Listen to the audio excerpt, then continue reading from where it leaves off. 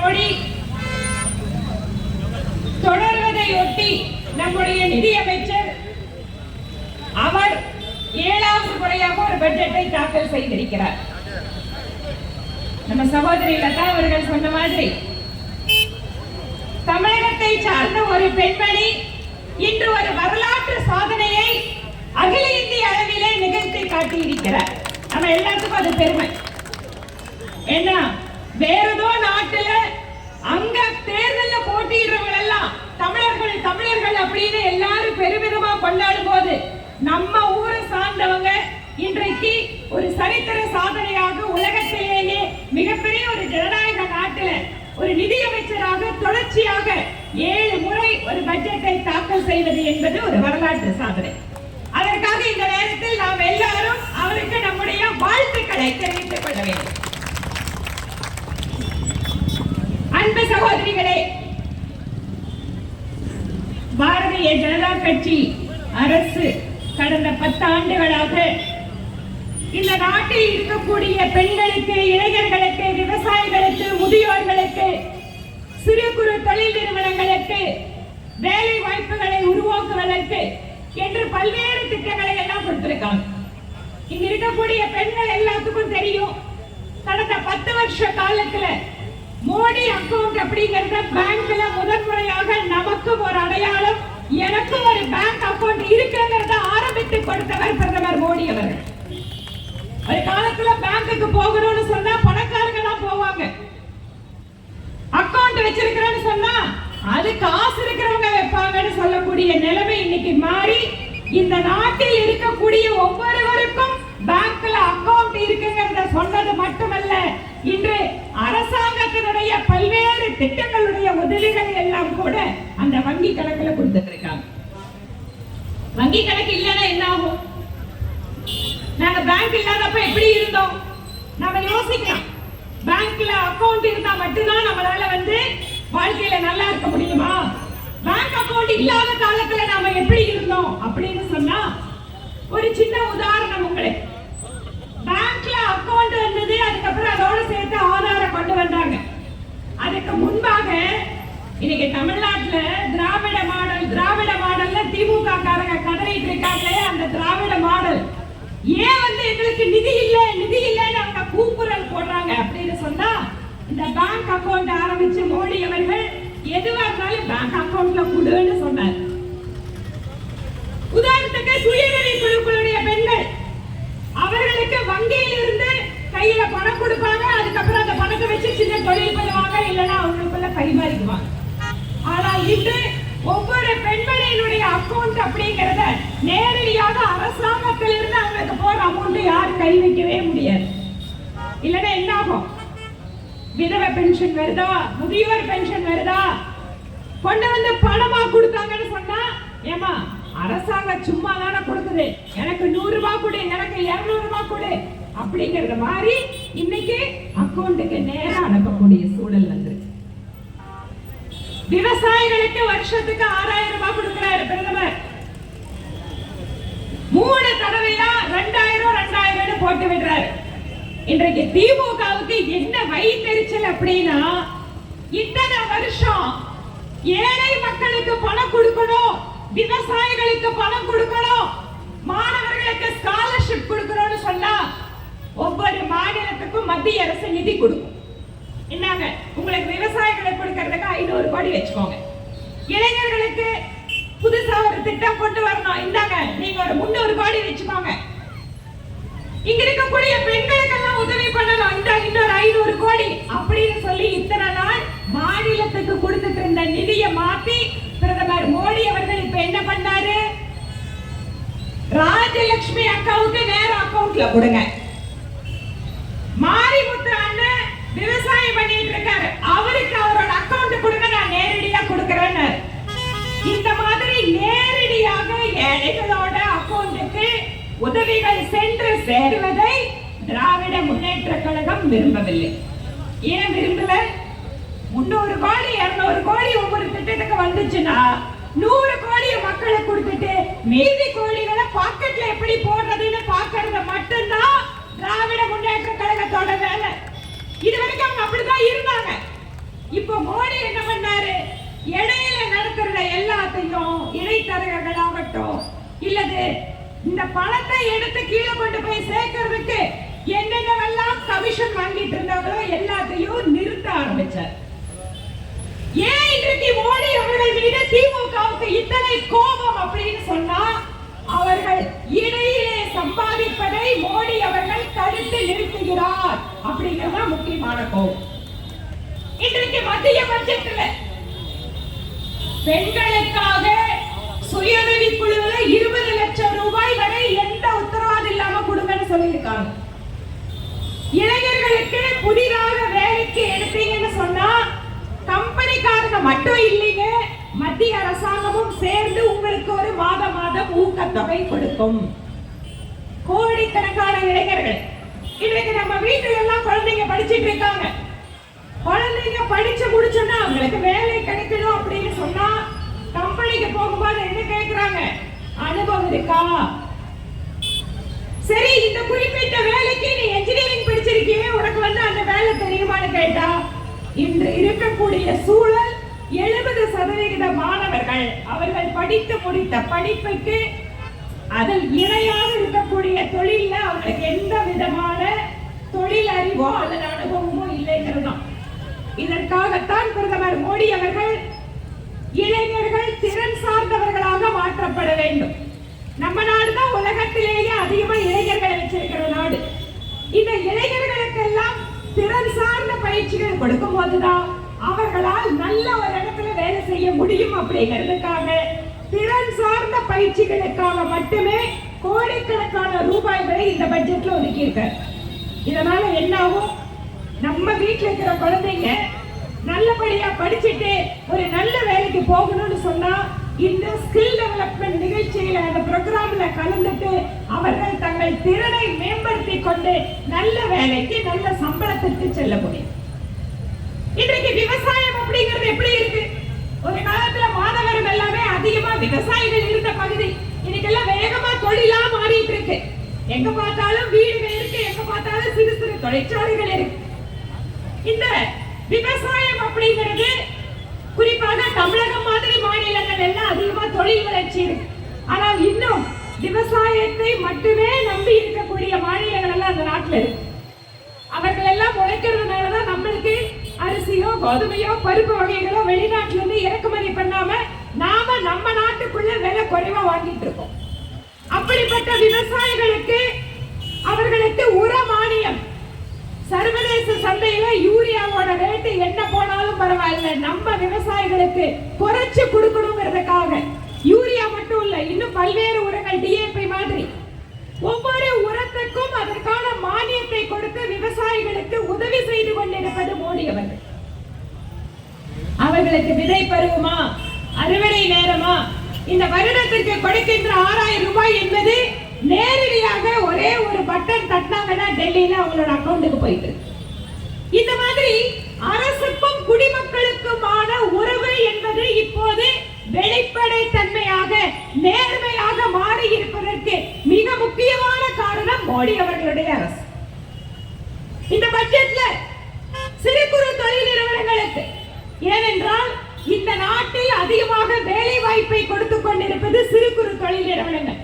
இந்த நிறுவனத்துல அதிகமா வேலைகளை உருவாக்கும் போதுதான் நம்முடைய வீட்டு குழந்தைங்க அங்க வேலை கிடைக்கிறதுக்கு வாய்ப்பு இருக்கு. கொரோனா காலத்திலிருந்து இன்று வரை மோடி அரசாங்கத்தினுடைய முன்னுரிமை கொடுக்கின்ற பகுதியாக சிறு குறு தொழில் நிறுவனங்கள் இருக்கு.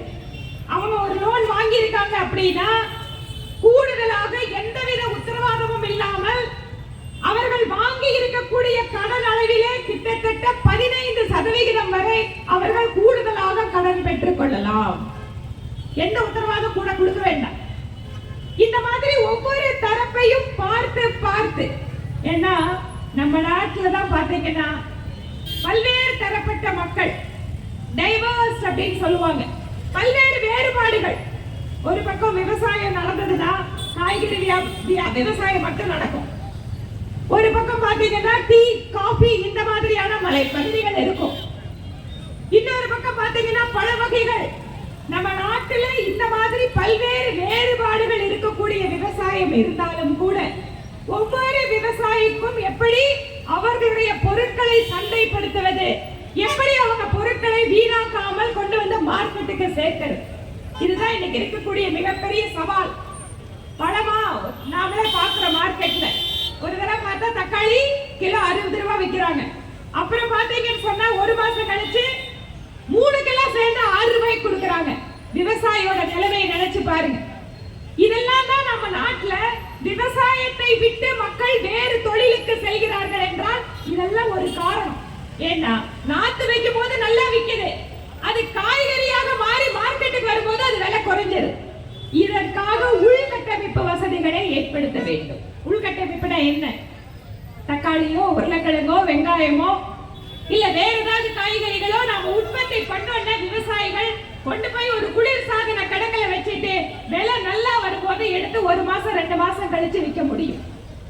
ஆனா இத்தனை வருஷம் இந்த நாட்டுல குளிர் சாதன கிடங்குகளுக்காக எந்த முக்கியத்துவமும் கொடுக்கப்படவில்லை. இன்றைக்கு ஒவ்வொரு பகுதியிலுமே இந்த மாதிரியான குளிர் சாதன கிடங்குகளை எல்லாம் அமைத்து விவசாயிகளுடைய பொருளுக்கு நல்ல விலை கிடைக்க வேண்டும் என்பதற்காக அந்த துறையிலே முதலீடு செய்பவர்களுக்காக வரி விலக்கு, அந்த துறையிலே அந்நிய முதலீடு வரலாம் என்பதற்கான விதிவிலக்கு, இதெல்லாம் நடக்கும் போது என்ன ஆகும்? கிராமத்துல வேலையே இல்லைங்க. கிராமத்துல இருந்து அங்க என்னென்ன பொழப்பு இருக்கு? ஏதோ டவுன் பக்கம் போனன்னு சொன்னா பையனுக்கு ஒரு வேலை எனக்கு ஒரு வேலை செஞ்சு பொழைச்சுக்கலாம் அப்படிங்கிற எண்ணத்துல நகர்ப்புறத்தை நோக்கி வரக்கூடிய மக்கள் அவங்களோட வீட்டு வாடகை, அவர்களால் ஏற்படக்கூடிய நகர்ப்புற நெரிசல், போக்குவரத்து நெரிசல், அவர்களுக்கென்று ஏற்பாடு செய்ய வேண்டிய குடிநீர், மின்சாரம் என்று ஒவ்வொரு பக்கம் மக்கள் இந்த மாதிரி கூடுவதை விவசாயத்திற்கு முக்கியத்துவம் கொடுத்து கிராமத்திலேயே அவர்கள் நல்ல வருமானத்தோடு வாழ்வதற்கு ஏற்பாடு செய்து கொண்டிருப்பது மோடி அவர்களுடைய அரசு. யோசிச்சு பாருங்க, கிராமத்துல நல்ல காத்து, நல்ல தண்ணி, ஆரோக்கியமா வாழ்றதுக்கான எல்லா வாய்ப்புகளும் விட்டுட்டு இங்க வந்து ஒரு 400 அடி வீட்டுல வாடகை கொடுத்துட்டு நல்ல தண்ணி கூட கொடுக்க முடியாம மக்கள் எதனால இடம்பெயர்றாங்க? அவங்களுக்கு கிராமத்துல வருமானம் இல்லை. தொலைநோக்கு பார்வையோடு ஒரு திட்டத்தை செயல்படுத்த முடியும் என்றால் அது பிரதமர் மோடி அவர்களால் மட்டும்தான் தொலைநோக்கு பார்வையோடு இந்த திட்டத்தை கொடுக்க முடியும். இன்றைக்கு தமிழ்நாட்டில் திராவிட மாடல் அரசு மத்திய அரசு பட்ஜெட்ல நிதி கொடுக்கல அப்படின்னு ஒரு மிகப்பெரிய குற்றச்சாட்டு வைக்கிறாங்க. ஆனால் தமிழகத்திற்கு என்ன சிறப்பு தெரியுமா? இப்பெல்லாம் வந்திருக்கு. ஒரு காலத்துல தமிழ்நாடுன்னு சொன்னா இங்க இருக்கக்கூடிய இளைஞர்களுடைய திறன், இங்க இருக்கக்கூடிய சட்டம் ஒழுங்கு, அமைதியான மாநிலம். இன்னொரு புறம் இந்த பகுதியில் இருக்கக்கூடிய உள்கட்டமைப்பு வசதிகள் என்பது தொழில் துவங்குவதற்கு சாதகமா இருக்கும். இப்படி தமிழ்நாடு என்பது ஒரு நல்ல இடத்துல இருந்த சூழ்நிலை மாறி இன்னைக்கு என்ன மாதிரி மாறிட்டு இருக்குன்னா இந்தியாவிலேயே அதிகமாக கடன் வாங்கி இருக்கின்ற மாநிலமாக தமிழ்நாடு மாறிக்கொண்டிருக்கிறது. சகோதர சகோதரிகளே, அரசாங்கம் தானே கடன் வாங்குது, தமிழ்நாடு கவர்மெண்ட் தானே கடன் வாங்கி இருக்கு. எங்களுக்கு என்னங்க வந்துச்சு? எங்களுக்கு தான் மாசம் 1000 ரூபாய் கொடுக்கறாங்க. டாஸ்மாக்ல விலை குறைச்சலாம், ஆனா அதே சமயம் சட்டசபையில அமைச்சர் பேசினாரு, கிக்கு ரொம்ப குறைஞ்சு போச்சு டாஸ்மாக்ல. ஒரு அமைச்சர் பேசுறாரு, டாஸ்மாக் சரக்குல கிக்கு குறைஞ்சு போச்சாம், அதனால மக்கள் கள்ள சாராயம் குடிக்கிறாங்களா? எப்படிப்பட்ட கண்டுபிடிப்பு பாருங்க. இன்னைக்கு இருக்கிற சகோதரிகளுக்கு தெரியும், ஒவ்வொரு வீட்டிலையும் ஆண்கள் சம்பாதிச்சிட்டு வராங்கன்னு சொன்னா கிட்டத்தட்ட 50% இந்த திராவிட மாடல் அரசு கடைய ஒவ்வொரு தெருவிலையும் கடையை வச்சு புடுங்கிட்டு இருக்காங்க. ஆனா நம்ம கிட்ட என்ன சொல்றாங்க? இது திராவிட மாடல் முன்னேறிய மாநிலம். இந்த முன்னேறிய மாநிலத்துல பள்ளிக்கு போற குழந்தைகள் போதைக்கு அடிமையாயிட்டு இருக்காங்க. வீட்டுல சம்பாதிக்கிற ஆண்கள் டாஸ்மாக் மதுவுக்கு அடிமையாயிட்டு இருக்காங்க. இதுதான் வளர்ச்சியா? இதுதான் வளர்ச்சியா? இதுதான் திராவிட மாடலா? யோசிச்சு பாருங்க. நாம எல்லாருமே யோசிக்காதனாலதான் திரும்ப திரும்ப இவங்களுக்கு எல்லாத்துக்கும் என்ன நினைக்கிறாங்க? இந்த மக்களுக்கு நாம பணத்தை கொடுத்து ஜெயிச்சிடலாம்னு நினைக்கிறாங்க. இன்னைக்கு மின்சார கட்டணம் உயர்ந்திருக்குமா? 1000 ரூபாய் உங்க கையில கொடுத்துட்டு அதுக்கு கரண்ட் பில்ல கையில கொடுத்து திருப்பி ஸ்டாலின் அவர்கள் உங்ககிட்ட இருந்து வாங்கிட்டு போயிட்டு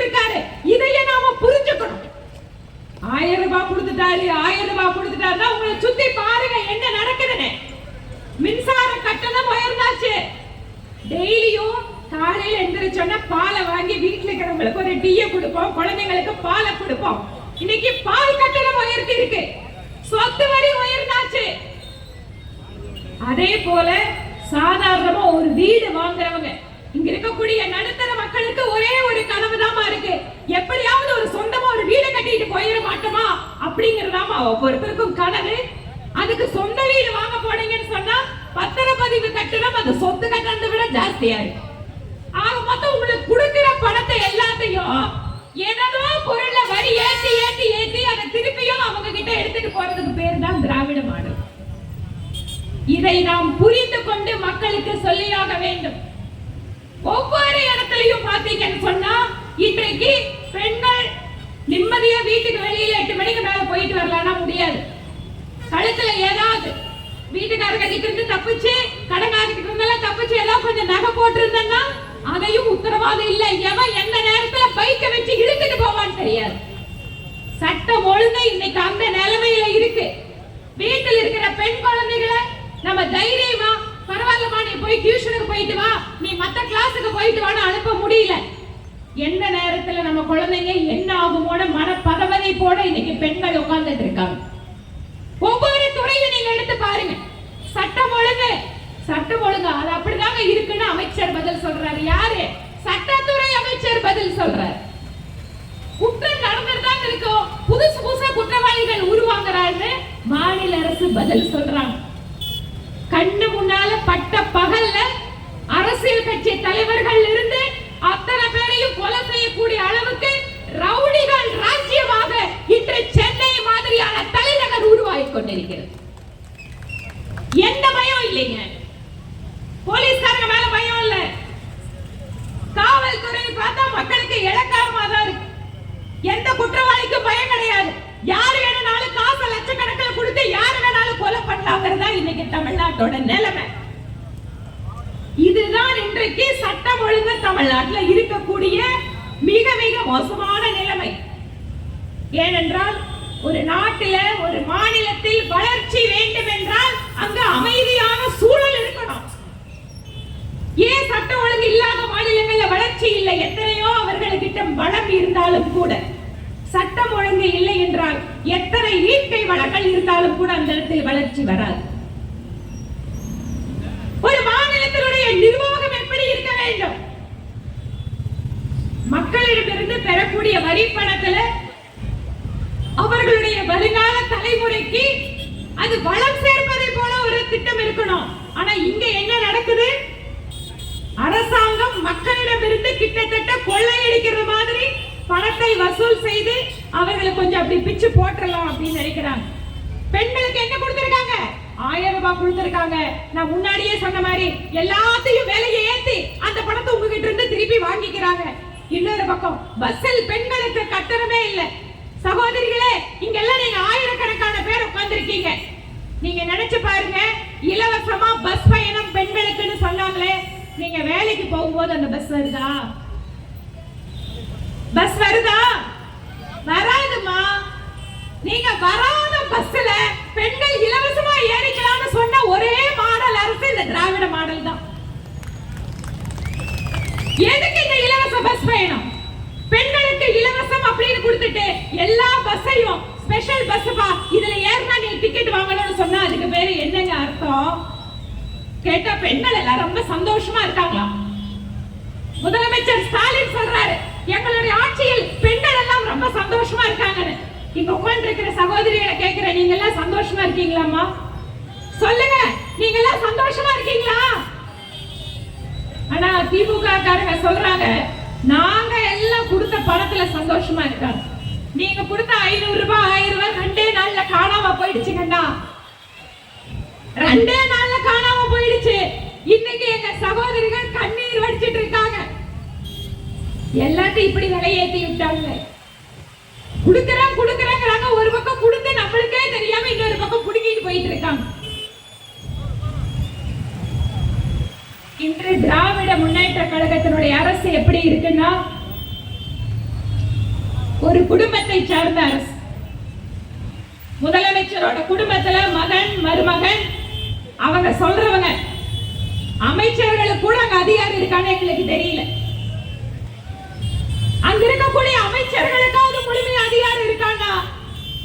அவங்களே சொல்றாங்க இல்லைங்க எல்லாமே அங்கதாங்க முடிவு பண்ணுவாங்க. எங்கீங்க? அங்கேங்க. எங்க? அவர் மருமக தாங்க முடிவு பண்றாங்க. ஆக நடப்பது ஸ்டாலின் அவர்களுடைய அரசு அல்ல, ஸ்டாலின் மருமகனுடைய அரசாக இன்று தமிழ்நாடு மாறிக்கொண்டிருக்கிறது என்பதை நாம் புரிந்து கொள்ள வேண்டும்.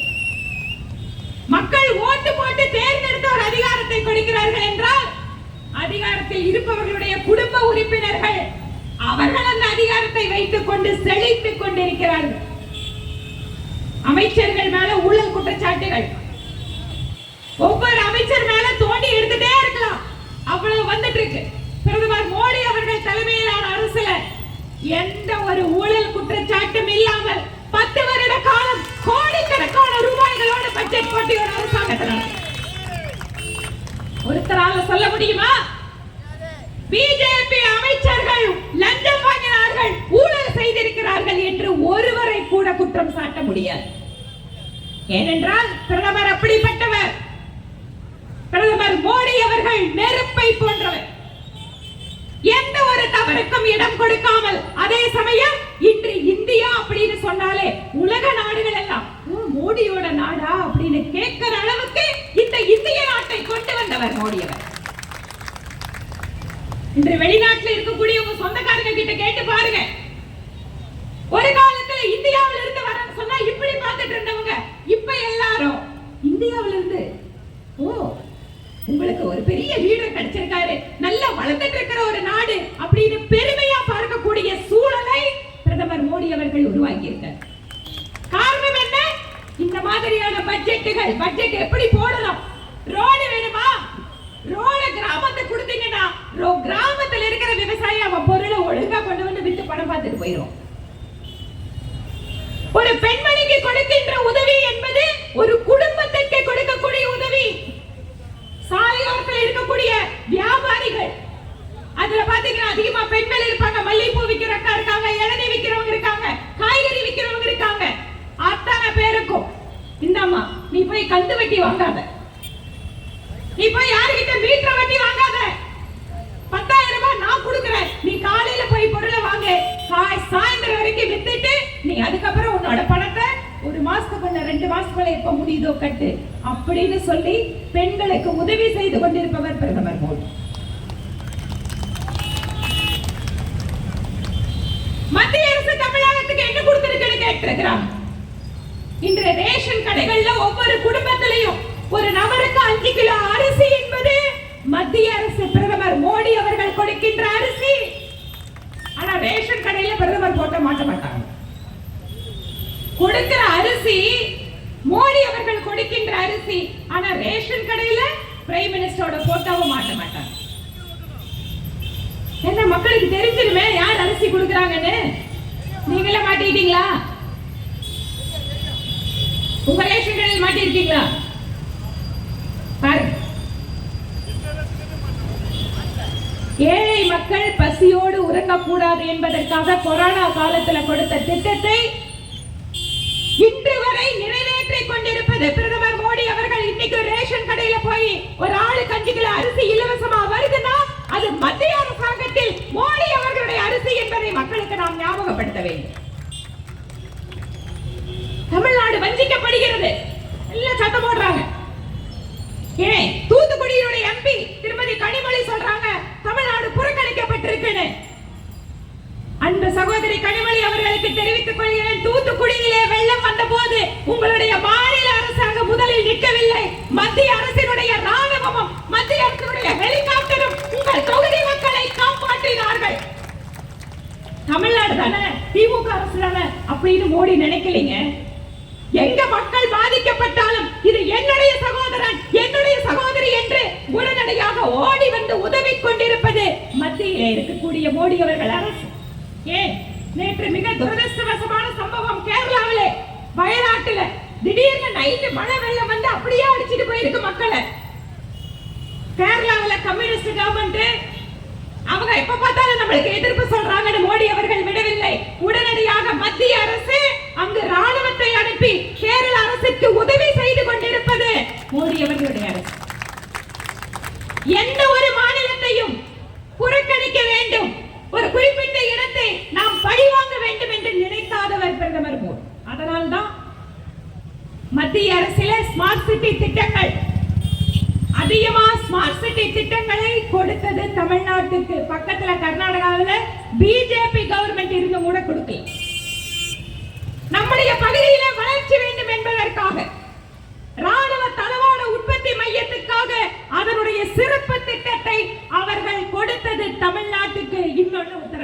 நாட்டிலேயே 2 மாநிலம் தான். தமிழ்நாட்டை புறக்கணிக்க நினைச்ச மோடி ராணுவ காரிடார் குடிப்பாரா? ஆனால் இந்த தமிழகத்திற்கு கிடைக்கப்பட்டிருக்கிறது. ஏன்? நான் சார்ந்த என்னுடைய கோவை மாவட்டத்தில் இன்று நூற்றுக்கணக்கான இளைஞர்கள் ராணுவத்திற்கு என்ன பொருள் வேண்டுமோ உற்பத்தி செய்வதற்கு தொடங்கி விட்டார்கள். இது தொலைநோக்கு பார்வையான திட்டம். தமிழ்நாட்டில் என்ன இருக்கு? தமிழ்நாட்டில் மகனை மந்திரியாக்குனாங்க. இப்ப அடுத்தது மகனை எப்படி துணை முதலமைச்சர் பார்க்கணும்னு பார்த்துட்டு இருக்காங்க. அந்த ஒரு குடும்பத்தை தவிர வேற யாராவது இங்க முதலமைச்சர் ஆக முடியுமா? அந்த கட்சியில பாருங்க, இந்த மேடையில் இருக்காங்க, இந்த மேடையில் இருக்கிற எங்களோட கட்சிக்காரங்க எல்லாம் மாவட்ட தலைவர், பொறுப்பாளர் எல்லாரும் ஒரு குடும்ப பின்னணியில் இருந்து வந்தவங்க. இந்த மேடையில் இருப்பவர்கள் நாளை எம்எல்ஏ ஆகலாம், எம்பி ஆகலாம், அமைச்சர் ஆகலாம். அவர்கள் எந்த பொறுப்பிற்கு வேண்டுமானாலும் வர முடியும். இந்த உத்தரவாதத்தை பாரதிய ஜனதா கட்சி கொடுக்க முடியும். திராவிட முன்னேற்ற கழகத்தால் கொடுக்க முடியுமா? முடியாது. அங்க ஸ்டாலின் அவர்களை தவிர்த்து, அவர்கள் குடும்பத்தை தவிர்த்து வேற யாராவது துணை முதலமைச்சர் பதவி கூட நினைக்க முடியாது. இவர்கள் ஜனநாயகத்தை பத்தி பேசிட்டு இருக்காங்க. ஜனநாயகத்தை, சமூக நீதியை பேசுகின்ற திராவிட முன்னேற்ற கழகம் முதலமைச்சர் பொறுப்பு என்பது ஒரு குடும்பத்திற்காக சொந்தமாக்கி கொண்டிருக்கிறதே. இதை உங்களால் மாற்ற முடியுமா? சமூக நீதி, சமூக நீதிங்கிறது திராவிட முன்னேற்ற கழகத்தை பொறுத்த வரைக்கும் பட்டியலினத்தை சார்ந்தவர்களை ஏமாற்றுகின்றதுதான் சமூக நீதி. இந்த மந்திரி சபையில எத்தனை பேர் பட்டியலினத்தை சார்ந்தவர்கள் இருக்காங்கன்னு கணக்கெடுத்து பாருங்க. அந்த இருக்கிறவங்க எங்க உட்கார்ந்துட்டு இருக்காங்கன்னு பாருங்கம்மா. அரசியலில் மகன் என்ற காரணத்தினால் அமைச்சராக்கப்பட்ட உதயநிதி முதல் வரிசையில் அமர்ந்து கொண்டிருக்கிறார். ஆனால் பட்டியலினத்தை சார்ந்த அமைச்சர்கள் 3வது வரிசையில் உட்கார்ந்துட்டு இருக்காங்க. பிரதமர் மோடி அவர்களை பற்றி பேசுகிறார்கள். பிரதமர் மோடி அவர்கள் அமைச்சரவையில் தான் அதிகமாக பெண்களுக்கு வாய்ப்பு வந்தது, அதிகமாக பட்டியலினத்தை சார்ந்தவர்களுக்கு வாய்ப்பு வந்தது. ஏன்? வரலாற்றில் இல்லாத அளவிற்கு பிற்படுத்தப்பட்ட மக்களை அதிகமாக அமைச்சர்கள் ஆக்கி இருப்பது பிரதமர் மோடி அவர்கள். ஆனா பிரதமர் மோடி அவர்களை பார்த்து சமூக நீதி பத்தி திமுக பேசுறாங்க. இன்னைக்கு போயிருக்கிற எம்பிக்கள் எல்லாம் பாருங்க. அங்க போயிருக்கிற எம்பிக்கள் எல்லாம் பாத்தீங்கன்னா எல்லாரும் ஒண்ணு அமைச்சர்களோட வாரிசுகள், இல்லன்னா அரசியலில் ஏதோ ஒரு பின்புலத்தோடு எம்பி ஆயிருக்காங்க. நாங்க இன்னொரு வித்தியாசத்தை காட்டுறோம். எங்களோட கட்சியில யாரெல்லாம் எம்பி ஆயிருக்காங்கன்னு நாங்க காட்டுறோம். எந்த விதமான பின்புலமும் இல்லாமல் அரசியலை ஒரு சேவையாக நினைத்து பணிபுரிகின்ற அத்தனை பேரையும் உயர்த்தி கொண்டிருப்பது பாரதிய ஜனதா கட்சியும் பிரதமர் மோடி அவர்கள். எத்தனையோ உதாரணங்களை எங்களால் சொல்ல முடியும். பெண்களுக்கு நாங்க அதை கொடுக்கிறோம், இதை கொடுக்கிறோம் திராவிட முன்னேற்ற கழகம் சொல்கிறது. முதன்முறையாக வரலாற்றிலே ஒரு பழங்குடி இனத்தை சார்ந்த பெண்மணியை ஜனாதிபதியாக இன்று அந்த அரியணையில் அமர்த்தி வைத்திருப்பது பாரதிய ஜனதா கட்சி. இத்தனை வருஷம் இந்த நாட்டில் ஒரு பழங்குடி இனத்தை சார்ந்த ஒரு பெண்மணிக்கு ஒரு வாய்ப்பு என்பது பிஜேபியால் கொடுக்கப்பட்டது. ஆனா பெண்ணுரிமை பேசுகின்ற திராவிட முன்னேற்ற கழகம் அந்த பெண்மணியை ஆதரிப்பதற்கு கூட தயாராக இல்லை. முதன்முறையா நாட்டில் இப்படி ஒரு பழங்குடி இனத்தை சார்ந்த பெண்மணி வராங்க அப்படிங்கறத கூட ஆதரிக்க தயாரா இல்லை. அப்ப கூட அவர்களுக்கு எதிராக ஓட்டு போட்டது திராவிட முன்னேற்ற கழகம். இவங்க பெண்களோட முன்னேற்றத்தை பத்தி பேசுறாங்க. அவர்களுடைய சொல்லுக்கும் செயலுக்கும் எப்போதும் சம்பந்தமே இருந்ததில்லை. அவர்களை பொறுத்த வரைக்கும் தமிழ்நாட்டு மக்களை எப்படி ஏமாற்றலாம் என்பதுதான் அவர்களுடைய நினைப்பு. இன்று மத்திய பட்ஜெட்டிலே அடிப்படை கட்டமைப்பு வசதிகளுக்காக அதிகமான தொகை ஒதுக்கப்பட்டது. ரயில்வே திட்டங்களை பற்றி பாஸ்கர் கூறினார். தமிழ்நாட்டுக்கு நிதி வரல. இன்றைக்கு ரயில்வே ஸ்டேஷன் 27 ரயில்வே ஸ்டேஷனை இன்று மேம்படுத்துவதற்காக அதிகமா ரயில்வே ஸ்டேஷனுக்கு நிதி கொடுத்திருப்பது மோடி அவர்கள் அரசு. அதிகமா ரோடுக்கு பணம் கொடுத்திருப்பது மோடி அவர்கள் அரசு. அப்ப இதெல்லாம் தமிழ்நாட்டுக்கு இல்லையா? தமிழ்நாட்டுக்கு நிதி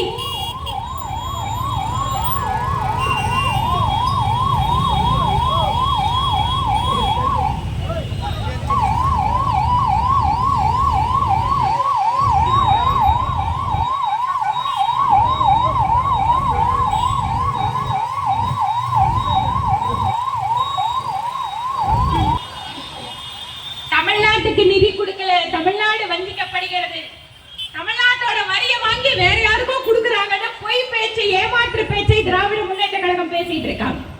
அந்த சகோதரிகளே, இங்க எத்தனையோ பேர் தாய்மார்கள் இருக்கீங்க. உங்க வீட்டுல 4 குழந்தை இருந்ததுன்னு சொன்னா அந்த 4 குழந்தைய அம்மா பிரிச்சு பார்க்க முடியுமா?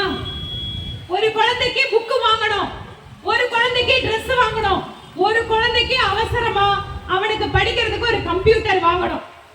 அப்போ ஒரு அம்மா என்ன பண்ணுவாங்க? ஒரு குழந்தைக்கு ட்ரெஸ் வாங்குவாங்க, ஒரு குழந்தைக்கு புக்கு வாங்குவாங்க, ஒரு குழந்தைக்கு கம்ப்யூட்டர் வாங்கி தருவாங்க.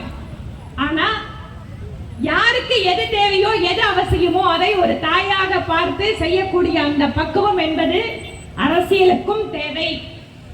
ஒவ்வொரு மாநிலத்துக்கும் ஒவ்வொரு தேவை இருக்கும். இன்னைக்கு பட்ஜெட்டில் ஒதுக்கப்பட்டிருக்கக்கூடிய நிதியிலே விவசாயிகள் எத்தனை லட்சம் விவசாயிகள் தமிழ்நாட்டில் இருந்தாலும் அவர்களுக்கு பலன் வருகிறது. பெண்களுடைய மேம்பாட்டிற்காக ஒதுக்கப்படுகின்ற நிதிகள், அது கர்ப்பிணி பெண்களுக்கு கொடுக்கிற பணமா இருக்கட்டும், சிறு குழந்தைகளுக்கு அங்கன்வாடியிலே கொடுக்கின்ற உணவாக இருக்கட்டும், இதுல மத்திய அரசு எத்தனை கர்ப்பிணி பெண்கள் இருக்கோ அத்தனை கர்ப்பிணி பெண்களுக்கும் பணம் கொடுக்கும். இதுல எந்த வேறுபாடும் கிடையாது.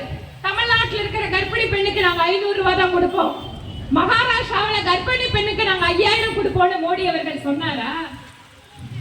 எந்த வித்தியாசமும் கிடையாது. தமிழ்நாட்டு விவசாயிகளுக்கு 6000 ரூபாய் கொடுக்க மாட்டேன், 600 ரூபாய் தான் கொடுப்பேன். ஹரியானாக்களுக்கு விவசாயிக்கு தான் 6000 ரூபாய் கொடுப்பேன் மோடி சொன்னாரா? பட்ஜெட் சொல்லுச்சா? இல்ல.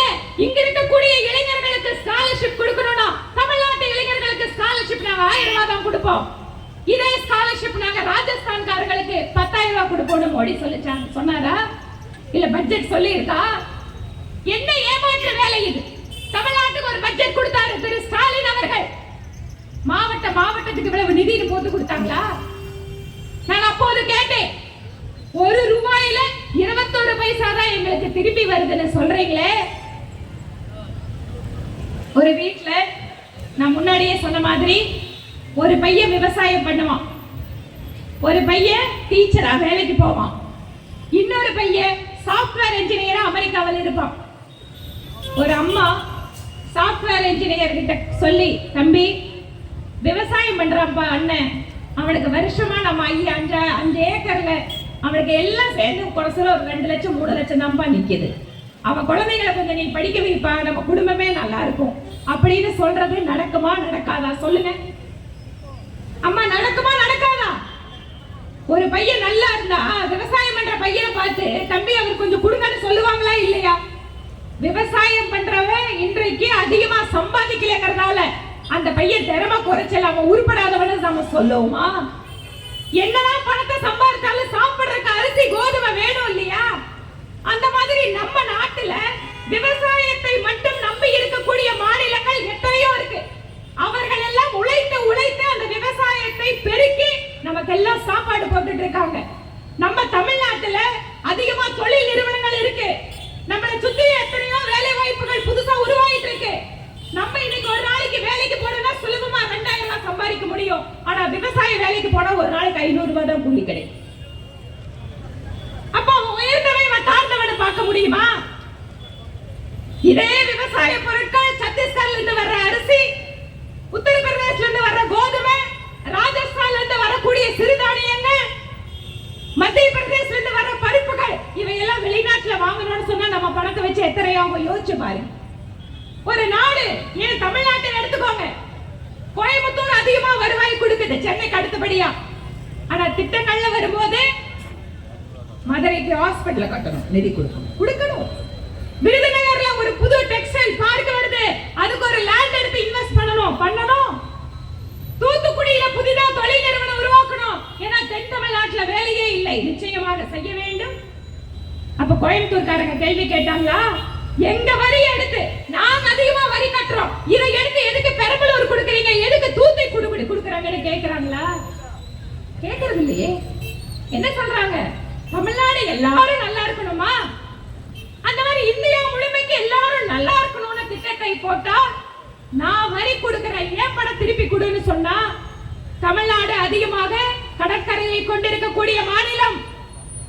இங்க நம்மளுடைய கடலோர பாதுகாப்பு என்பது மத்திய அரசு பணம் செலவழிச்சு பாதுகாப்பு கொடுத்துட்டு இருக்காங்க.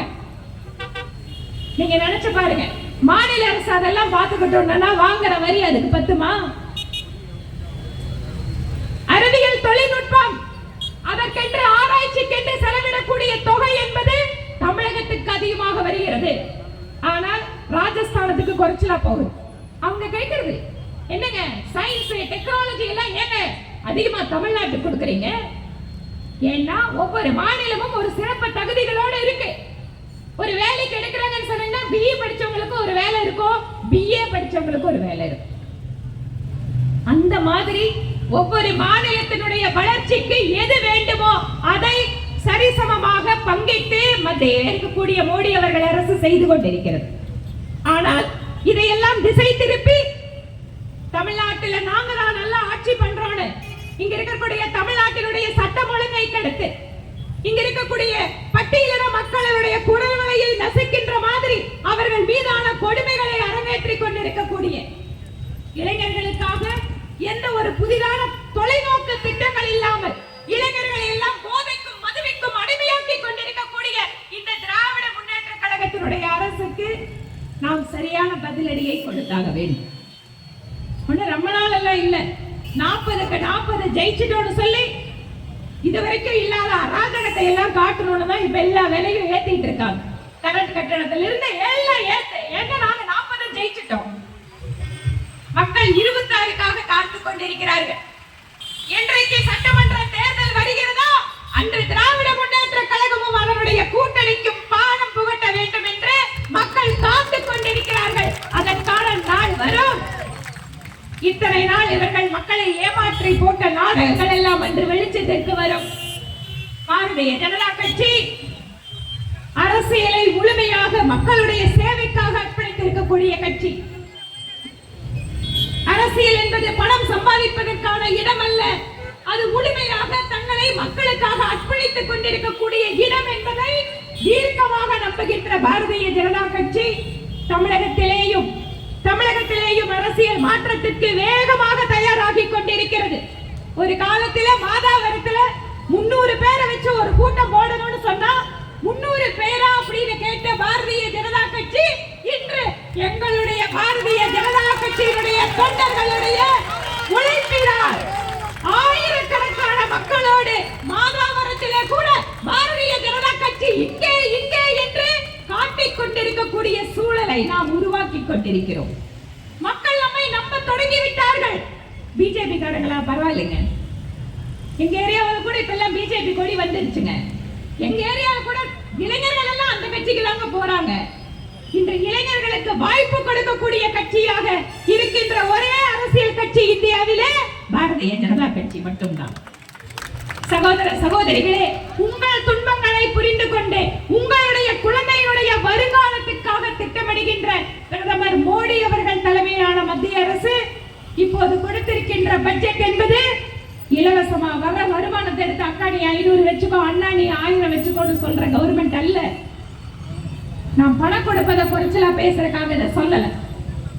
அவர்கள் எப்படி தங்கள் வாழ்க்கையை முன்னேறி சுயமாக அவர்களுடைய கையிலே பணம் பெற வேண்டும் என்பதற்காக மிக நல்ல திட்டங்களோடு உருவாக்கப்பட்டிருக்கக்கூடிய இந்த பட்ஜெட் என்பது இந்த இந்திய நாடு வரக்கூடிய காலத்தில் உலகத்திற்கெல்லாம் தலைவனாக நிமிர்ந்து நின்று பார்க்கக்கூடிய சூழலை உருவாக்கும் என கூறி இந்த நிகழ்ச்சியை மிக அருமையாக குறைந்த காலத்தில் ஏற்பாடு செய்த மாவட்டத்தினுடைய தலைவர் திரு மனோகரன் அவர்களுக்கும் அவரோடு இணைந்து பணியாற்றி கொண்டிருக்கக்கூடிய மேடையிலே அமர்ந்திருக்கக்கூடிய சகோதர சகோதரிகள், இங்க அந்த நிகழ்வுக்காக உழைத்துக் கொண்டிருக்கக்கூடிய சகோதர சகோதரிகள், இங்க பெருந்திரளாக கலந்து கொண்டிருக்கக்கூடிய அன்பு சகோதரிகள், ஊடக நண்பர்கள் உள்ளிட்ட ஒவ்வொருவருக்கும் என்னுடைய மனப்பூர்வமான நன்றியினை தெரிவித்துக் கொண்டு விடைபெறுகிறேன். நன்றி, வணக்கம்.